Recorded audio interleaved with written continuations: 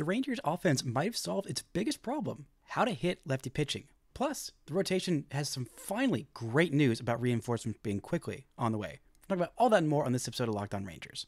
Let's get into it. You are Locked On Rangers, your daily Texas Rangers podcast. Part of the Locked On Podcast Network, your team every day.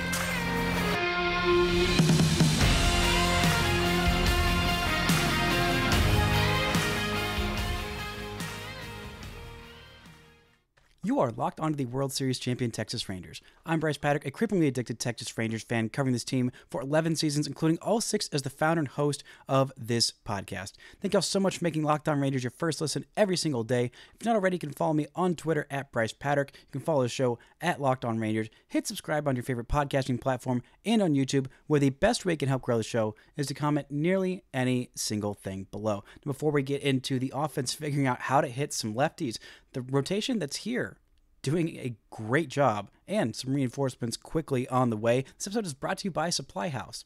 SupplyHouse.com is a reliable way to get parts fast. Shop for your next plumbing, HVAC, or electrical job. Get fast shipping from coast to coast at SupplyHouse.com. Now, the Rangers headed into this series taking 2 out of 2 against the Diamondbacks on a winning streak, on a 3-game winning streak. Snapped that streak on Friday with just a brutal loss where everything looked just as stinky can get. But what do they do in the final 2 games of the series? They say, don't you worry, Rangers fans. We are going to figure out how to hit lefty pitching, something we haven't done really at all this year. And they did so in some interesting ways by mainly just changes in the lineup, just putting guys in there who hit lefties well. Who'da thunk? And not only was the offense humming, scoring 7 runs on Saturday and 6 runs on Sunday, and, given the state of this offense for the last 3 weeks, it is just an offensive bonanza. It was the pitching that really stood out. We'll talk about that more later on in the show, with back-to-back shutouts for the first time since 2016, September 23rd and 24th, against the A's. And you know who those starting pitchers were? Well, you could probably guess. It was Yu Darvish and Cole Hamels. Now, Michael Lorenzen and Andrew Heaney are not quite of the ilk of those 2 guys, but man, what great performances they had, and what great performances from this offense, including a man who's going to make me eat so much crow. That's right, Robbie freaking Grossman had RBIs in both of these wins, including a multi-hit day, a 3 on-base day for Robbie Grossman, a 2 RBI day, just 2 hits, a double, a walk, just 1 strikeout. A great performance by Robbie Grossman in that 7-0 victory on Saturday. He does work quality plate appearances against lefties. I gotta hand it to the man. He's got one skill, and he's pretty darn good at it. It's been a little late showing up. Hasn't been the best start to his second stint with the Rangers, but hey, he came up in that game on Saturday, came up in the game on Sunday as well, and he will work those quality plate appearances against lefties. And with Wyatt Langford off the IL, thankfully, I don't think we're going to have to see much, if any, of Robbie Grossman in the field anymore, so I don't have to levy that complaint against him. But this whole offense has just been working much better at bats this entire weekend, and just seeing them score off of literally any lefty. It's just any lefty at all. And it wasn't even the best offensive performance for them against the lefty Ryan Weathers on Saturday. Weathers had an overall pretty solid day, but he scattered a lot of hits. He was able to limit the damage to just 4 runs in his 6 innings work, but he had 11 strikeouts to no walks. But the Rangers were able to pile on a little bit late, something they haven't been able to do very much lately, and they were able to hit with runners in scoring position. And they did end their 14 games straight with a home run. Started a new streak on Sunday. They didn't get a home run in the Saturday game. Did get one in the Friday game. A long streak of homers, mostly by Corey Seager, because, by the way, Corey Seager is still absolutely sensational. He extended his hitting streak and his on-base streak this weekend, reaching base and getting hits in all 3 games. 15-game hitting streak, a 25-game on-base streak. And the rest of the offense is coming along right enough with him, doing enough in this one. And Marcus Semien, after taking that rare day off, and even rarer, a day off before an off day, taking 2 days to get right, Marcus Semien has looked much, much better, reaching base, getting hits in all 3 of these games this weekend, including a 3-walk day on Sunday where he was just not getting anything to hit, so he wasn't hitting it. And he was taking his walks because that's what you do as a leadoff man. His on base has been down the slug. Hitting has all been down since that collision with Adolis Garcia. It seems like he said as much, but it really, you can tell the difference on the field with how much better he's looked since those 2 days off. I mean, 1 day off for Marcus Semien is like a week off for anybody else, and 2 days off, I mean, it's like he just kicked it in the Bahamas for a month and got his body completely right, because he looks very much like the Marcus Semien that we are used to seeing at the top of this lineup, a dangerous hitter, an aggressive hitter, and just an overall fantastic offensive player. And when Marcus Semien isn't right, it really has a trickle-down effect on the rest of this offense. Whether Seager is hot or not, I mean, not having him right, not having Adolis Garcia right, which both of those guys are looking fantastic after this weekend, makes a huge difference. Makes all the difference in the world. Having one guy in your lineup who's absolutely blistering hot and, 6 to 8 guys in your lineup that are tepid to cold, there's only so much one guy can do with his offense. If he's got a 4 home run game, but nobody else gets on base, that's still just 4 runs. And that is, basically the best offensive performance you can possibly have. But this is not the case anymore. Getting multiple days of a righty, such a righty-heavy lineup on Saturday and Sunday against left-handed starting pitching.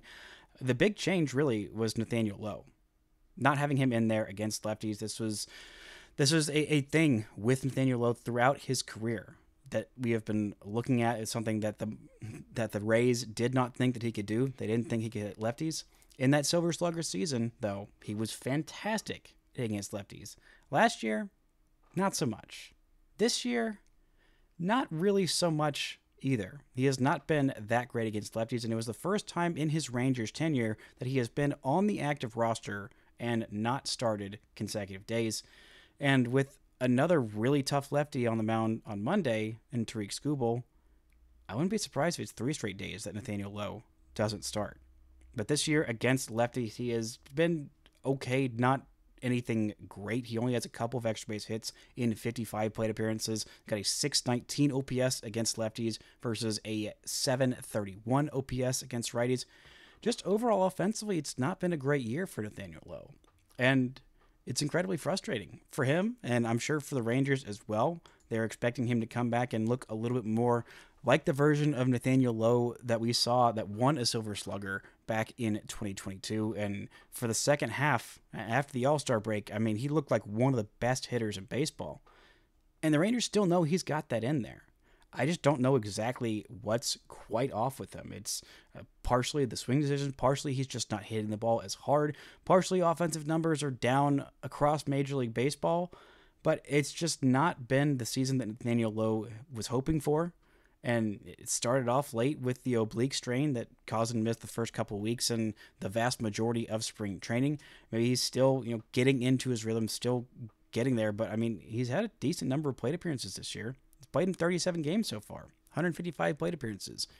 Usually by about, 75 to 100 plate appearances into the season, you start seeing a trend. They start to look like the player that you've seen in years past, but that just hasn't really been the case for Nathaniel Lowe. Over the last couple weeks, the slugging numbers have just been way, way down. Not a single extra base hit in his last 14 days. That's 11 games worth of action. It's been rough for Lowe, and the Rangers just straight up need more from him. They just do. He is a great hitter. He is a great player, a great teammate, a great part of this lineup. And with guys like him and Heim as well having just down offensive seasons, it's part of why this Rangers offense has dried up. Not just not getting a lot of production from the rookies, Evan Carter and White Langford, that they expected, not just Josh Young being on the IL, not just Taveras not being amazing, sensational first half, Leo Taveras. It is guys like that who more has been expected from and more has not quite shown up from. That is why this Rangers offense hasn't quite been as good as it was last year. Coming up to talk about some key injury updates. This week is going to be huge for a couple of Rangers starting pitchers, and by Friday, they could have one of their best pitchers back in this rotation. We're talking about that right after this word from our sponsors.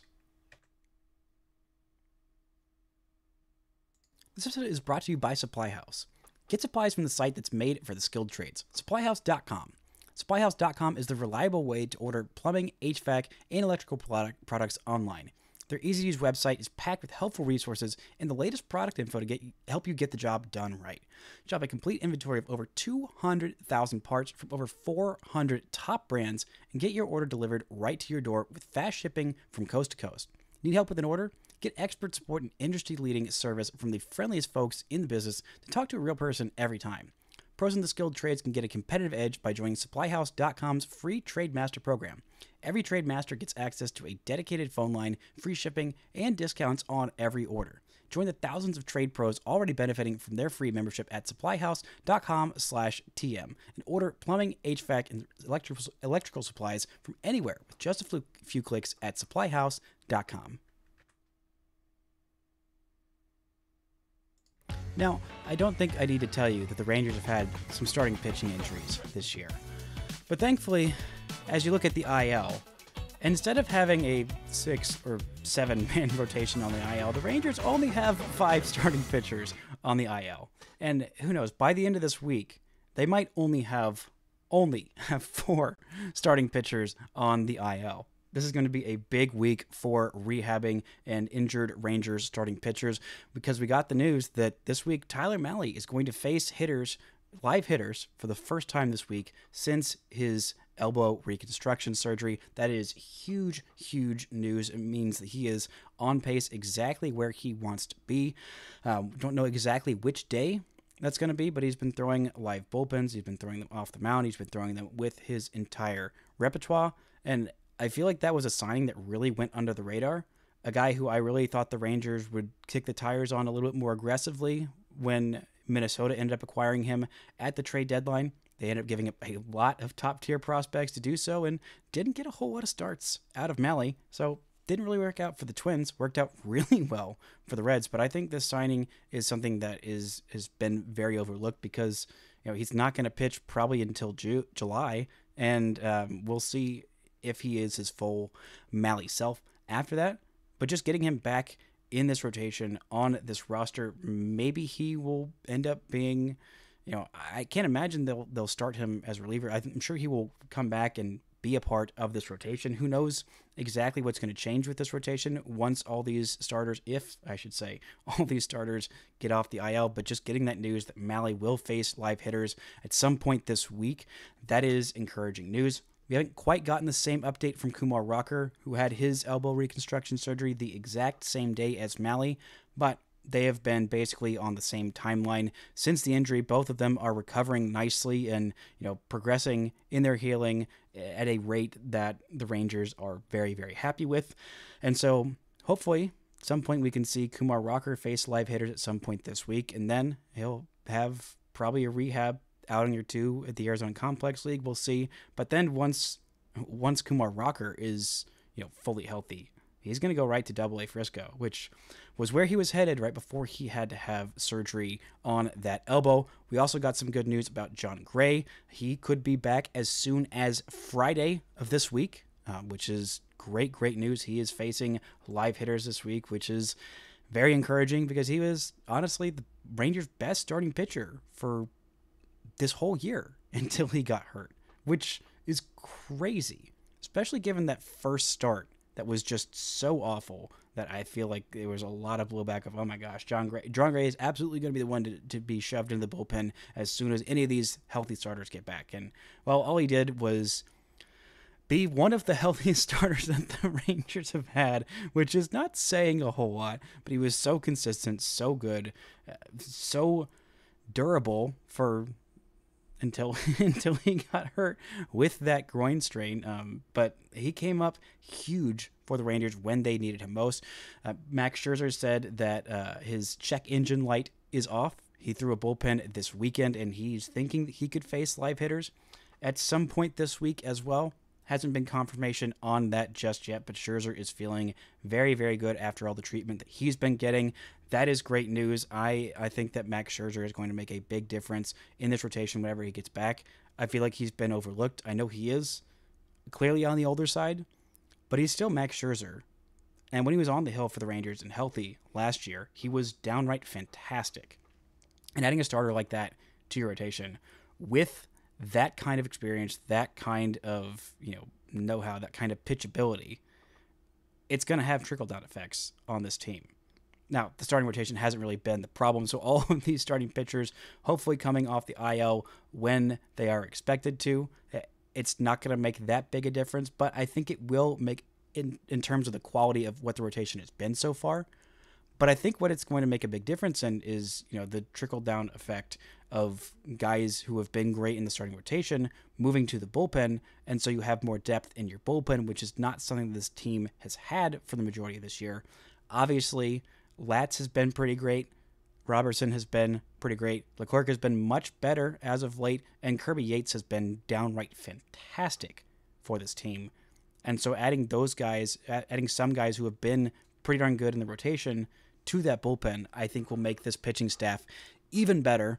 And again, the pitching has not really been the problem. It's been the offense. But if the offense can figure out how to hit lefties as well, and just everyone can just remember that they are good hitters and just start doing that, start having better at bats like they've had this whole weekend, I should say, or more specifically the last 2 days.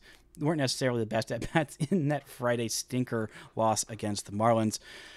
But this team, getting those guys back in this rotation soon, that is just incredibly good news. They also got news about Cody Bradford. He has started throwing the ball again without pain. That is just a good sign because it's been such a nebulous recovery period for Cody Bradford, who went on the IL with what they thought was a lower back strain, ended up being 2 fractured lower ribs, and started coming back after about a month, then just was not getting any better, so they shut him back down. That was a few weeks ago. And so just seeing there's been some progress on Cody Bradford, who, don't forget how amazing Cody Bradford was in those first 3 starts of the season. He was downright phenomenal as a guy who I thought was going to be the odd man out in the rotation coming into this season, but he earned his 5th spot in the rotation. Those first 3 starts were downright fantastic, and I would have loved for him to have stayed healthy so we could have seen how real that was, him being a pretty darn good starting pitcher. So I think there's a chance he could be as good as a number 3. Maybe he ends up as a number 4, maybe he ends up as number 5, maybe he ends up as a reliever. But you have a stretch like that against teams that he did that against, which were very quality offensive teams. It's not something to be ignored. 3 starts isn't nothing. It's about 10% of a season for a starting pitcher. And I really wish we could have seen him continue that run of dominance a little bit longer and just not have all of these pitchers on the rotation. But speaking of guys who are hurt, been on the IL, Justin Foscue, got some great news about him on Friday, faced live pitching for the first time since his oblique injury back on April 7th. It has been a long time. You might have forgotten that Justin Foscue was He's still a guy who could really help this team, especially when it comes to hitting against lefties, something until the last 2 days they had not done very well as a team. I think he could be a very helpful option. I think his bat is definitely Major League ready. We didn't get to see nearly as much of it as I would have liked before he suffered that oblique injury, but seeing him just face live pitching for the first time since the injury is just a great update. There hadn't been a whole lot of chatter about how well he was coming back. He has had multiple oblique injuries, so this being a recurring thing was definitely something that was worrisome. I don't think he's about to just jump right back into this lineup. According to Evan Grant of the Dallas Morning News, he's probably going to have a significant rehab assignment before returning, but just seeing some good news on him was definitely welcome. But they've also gotten some good news from Johnny Cueto, who has been much better than I expected as a depth option in Round Rock. He has started 3 games for the Round Rock Express averaged 5 innings per start, a 2.40 ERA, also had 1 start with the Arizona Complex League, 3 innings of 1-run ball there with 4 strikeouts against teenagers as a 38-year-old. Doesn't seem exactly fair, but hey, you face who you're up against, especially as what was basically a spring training start for him because he didn't sign anywhere until he signed with the Rangers, a minor league deal.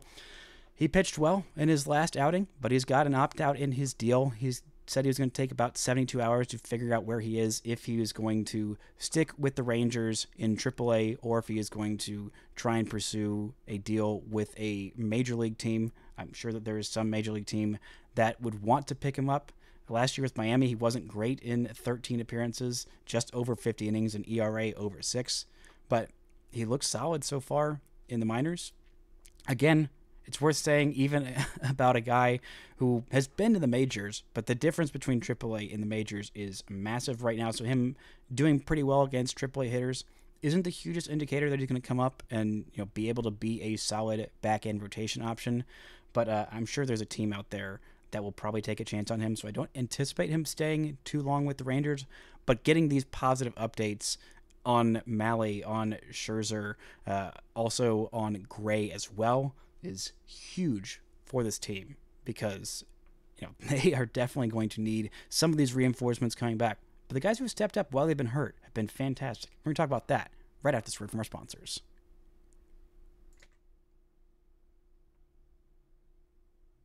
This episode is brought to you by PrizePicks. With PrizePicks, you can turn $10 into $1,000 in a single game watching your favorite sports this summer. You can make a PrizePicks lineup in as little as 60 seconds. You just need to pick more or less on 2 to 6 player stat projections, and you are locked in. If you're looking for promotions, PrizePicks has got you covered every week. From lowering to select players' stats projections on Tuesdays, which increases your chance of getting a win, to your entries fees back if you have a losing lineup on Fridays. Baseball's season is officially underway, and there's no better way to cash in on the action than with PrizePicks. And your favorite players from the diamond to your PrizePicks lineups all season long. Whether it's strikeouts, RBIs, or first inning runs, take your pick of more or less and add them to your PrizePicks lineup today. I made my first $10 deposit and an instant $10 bonus. If you have the skills, you can play for a shot at turning $10 into $1,000. So, download the app today and use code LOCKEDONMLB for a first deposit match up to $100. Again, download the PrizePicks app today. Use code LOCKEDONMLB for a first deposit match up to $100. PrizePicks. Pick more, pick less. It's that easy. Now, at the start of the season, it seemed pretty clear-cut what the Rangers' biggest issue was going to be. The biggest weakness on this team was surely going to be the starting rotation, or more specifically, the depth of it. Not only because the Rangers basically had just 5 guys, maybe 6 if you turned your head real hard, maybe 7 if you were feeling really generous, heading into camp that were going to be capable of being big league starters. Now, we all knew they had the big 3 on the IL for the vast majority of the season in Scherzer, Mahle, and DeGrom, but who knew when those guys, if those guys, would come back, and when or if they did, how effective they would be. But I think some of the talk about this Rangers rotation heading into the season was just straight up disrespectful and, quite frankly, wildly inaccurate about this being a straight up bad rotation. It seemed like pretty consensus this was going to be a bottom half rotation, if not bottom 10 rotation in all of baseball, the way that most pundits were talking about them. And I thought that's frankly insane. It's just wildly inaccurate to look at this starting rotation and say, no, they're all going to be absolutely trash. There is no way they're going to be anything productive. And so far, but the caveat there was nobody can get hurt. Absolutely nobody can get hurt at least until Scherzer comes off the IL in June. Preferably not until, Scherzer and Mahle are back in July. But really, if you have to have an injury, then maybe you can make it August when all 3 of those big 3 are back in this rotation. And at that point, I was thinking maybe in August, Jack Leiter will be ready to hop in this rotation at least for a little bit. But no. There were plenty of injuries to start this season, and the depth was incredibly tested, and Jack Leiter was called up way before he was entirely ready, and still, the guys that have been there have stepped up in such a huge way to keep this team afloat. I mean, here they go heading into Monday, just a game under 500.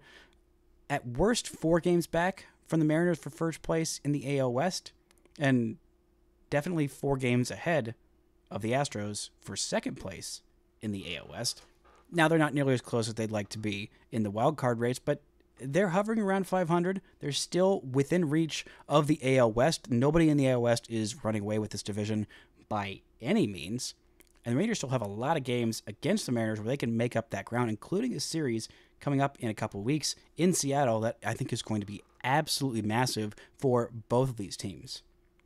But the guys who were in this rotation to start the year, guys like Dane Dunning, like Andrew Heaney, like John Gray, Nathan Eovaldi, even Cody Bradford as well, the outside world just looked at these guys and said, these guys are going to stink. There's no way these guys have another level in them. There's no way these guys are going to be even competent. And so far, all they've done has been downright excellent. John Gray, with a 2.21 ERA in his 10 starts, 11 games on the season, he has been phenomenal. Nathan Eovaldi, despite missing significant time with that groin strain that thankfully was just a groin strain, not a sports hernia, he has been just as good as the Rangers could have hoped. And Michael freaking Lorenzen has been everything they could have possibly dreamed of this year, coming off a straight-up fantastic outing against the Marlins, where he went 6 1/3 shutout innings, just 2 walks, 7 strikeouts, and 5 hits. The guy has had some issues with walks this year, for sure, and I think he's been a little lucky that some of those haven't been cashed in on a little bit more this year. But the way he's pitched so far, and the fact that when the Rangers signed him, he was just kind of an afterthought of, okay, let's just get somebody else in here. I guess this guy is still out there, so, he was an all-star last year. You kind of had to squint to see why. You're like, okay, I kind of get it. Then he goes to the Phillies. He's great for his first 3 starts, throws a no-hitter, and then immediately after just kind of falls off a cliff because he hadn't been a starter that consistently that long. It hadn't been that great, and he ends up back in the bullpen, and then in October, he just wasn't really a factor. So you thought, okay, well, it's good to add just another guy to this rotation because you need all the help you can get, especially when the guys you're relying on to be healthy, to be durable, guys like Nathan Eovaldi, who's 34 this year and has had some significant injury concerns in the past, John Gray, who's had some significant injury concerns in the past, he's 32, and Andrew Heaney, who has also had some significant injury concerns in the past, and he's 33. The Heaney somehow has been the most durable of all of them. And by the way, he had a great outing on Sunday as well. But man, I gotta say, I really underestimated what Lorenzen would bring to this team. I just didn't quite get it. I didn't quite see what he would do, and frankly, it wasn't that unwarranted that I didn't see exactly how great he would be. But not only has he been consistent, he has gone 6+ innings in every start since his season debut. He went 5 shutout innings against Detroit in that first game of the season back on April 15th, but every start since then, he has gone at least 6 innings. That's incredible.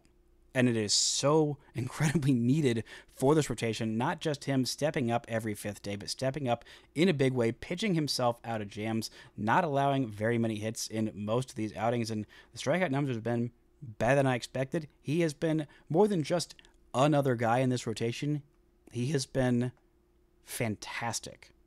And when the Rangers signed him, I thought, okay, that guy is absolutely going to be one of the first ones, if not the first one, to go into the bullpen once those bigger arms get off the shelf. But the way he's been pitching lately, I don't see that being the case. I don't see that being really even a possibility. Andrew Heaney, another guy who I thought, yep, that guy's going to end up in the pen, especially when he came out and had his season debut that was an absolute unlucky game against the Rays. Looked overall pretty solid, but just a couple of bad luck balls, one that was batted off his glove, wasn't great. And then he goes against Houston twice in a row and doesn't complete 4 innings. You think, okay, well, once those guys get off the IL, then Heaney's probably going to be one of the first ones to be thrown in the pen. But since the month of May, he has been just downright so helpful for the Rangers. He went 7 innings of 1-run ball in that first start in the month of May. And then in this game against Miami, 4 shutout innings in Miami against the team that drafted him. No walks for him in that one. He's had fewer than 2 or fewer walks in every single outing, since May 1st. Actually, you can take that all the way back to April 19th. There have only been 2 outings this year where he's had more than 2 walks, which was a big problem for him last year. Home run ball and way too many walks. That was the big problem for Andrew Heaney, and not being efficient, not being able to go, 6 innings, 7 innings very much. Well, he had 7 innings against the Washington Nationals on May 1st. Then he had 6 innings of 1 earned run against the A's in Oakland on May 6th. And then he goes out and he has 6 innings of shutout baseball against the Marlins today. That's huge.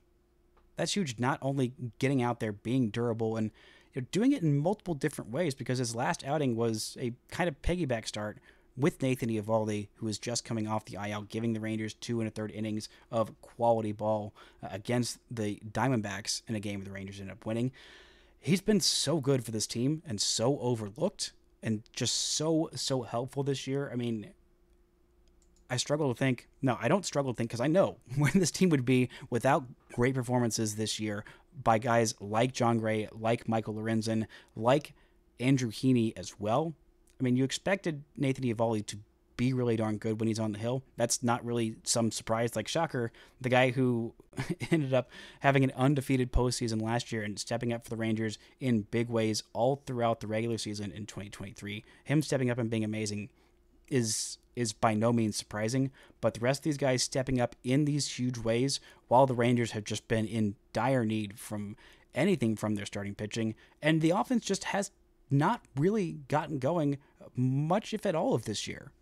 And here they are, just a game below 500, still in the mix, and it is a huge credit to those 3 guys, heck, those 4 guys, Dunning included as well.